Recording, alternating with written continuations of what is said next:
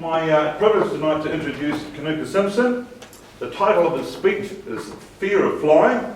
Kanuka learned to speak German fluently in 3 months, then went on to successfully manage a language school for 2 years without any prior qualification or experience.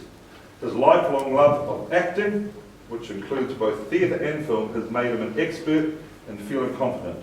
He now helps others build their confidence levels using techniques he has developed and refined over the last 20 years. Today, Kanuka will be giving a crash course on acting to increase confidence. It's Ross, welcome. Thank you very much, Chef. Good evening. Just last month, I was in Belgium, and I was boarding a half-hour flight to London when I decided to play a practical joke on my fellow passengers. I decided to pretend I was scared. So I thought about and did everything that a scared person would do. I sat at the back of the plane, in the aisle, gripping the armrests, knees together. I didn't talk with my neighbour. I just stared ahead the whole time. See, I was hoping to get a lot of attention from all the beautiful hostesses, maybe be the first person off the plane, and get an extra bag of peanuts. Now, as it turned out, none of that happened, but I was having fun, sitting there laughing inside, pretending to be scared. Until we started the descent. That's when I suddenly realised I could no longer let the armrests go.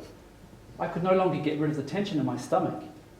I could no longer get the blood back into my face. I could no longer stop the tears which were rolling down my cheeks. I was absolutely petrified and had absolutely no control over my emotions. Within 30 minutes, I had instilled in myself a fear of flying.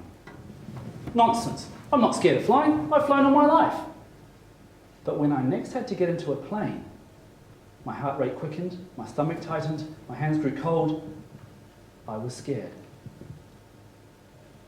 Now, what does that tell us about our emotions?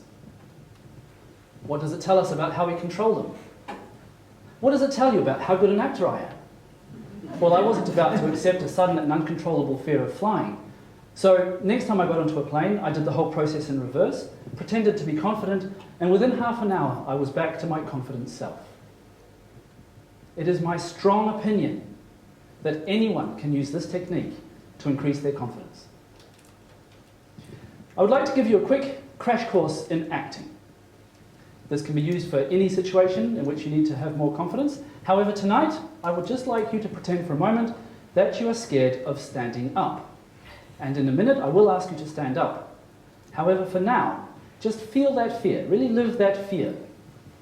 In order to overcome that fear, we're going to create a character so that when I do ask you to stand up, it won't be you that's standing up, but that character. Now, for those of you who think that you don't know how to act, Peter Brook, author of The Empty Space, defines theatre as someone is walking across a space whilst someone is watching them. That's the beginning of theatre. Someone is walking across a space whilst someone is watching them. That's theatre. How often does that happen in your life? How often are you walking across the stage while the audience is watching you? That's theatre. How often are you walking across your office while your boss is watching you? That's theatre. How often are you walking around naked in your living room while your neighbours are watching you? That's careless. Seriously, you are all actors, okay? To be an actor or not to be an actor, that is not the question. Shakespeare was right. Your life is a stage. So use that information. Rather than act the coward, act confident. Pretend that you are worthy, respected, successful, that everything you do is correct, that you have already got the client, the sale, or the contract. And just by believing that, you will develop a positive emotion, which may mean that you very well can get the contract, the sale, or the client.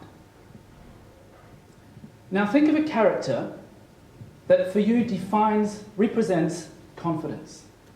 It can be someone you know, someone you've heard of, someone out of a story, a book, whatever. Someone who is confident, who lives it. If you can't think of anyone, take Richard Branson or Ellen DeGeneres, who are both very confident. Children, young children, are also very confident. Now think, what would that character be thinking? What would they be doing? And how would they be feeling in that situation? If Richard Branson were in this room and I asked you all to stand up, do you think he'd be afraid of failing to be able to stand up? Or do you think he'd be looking around for someone to help him launch the Virgin Speakers Association? If Ellen DeGeneres were in this room, do you think she'd be afraid of standing up? Maybe she'd look ridiculous?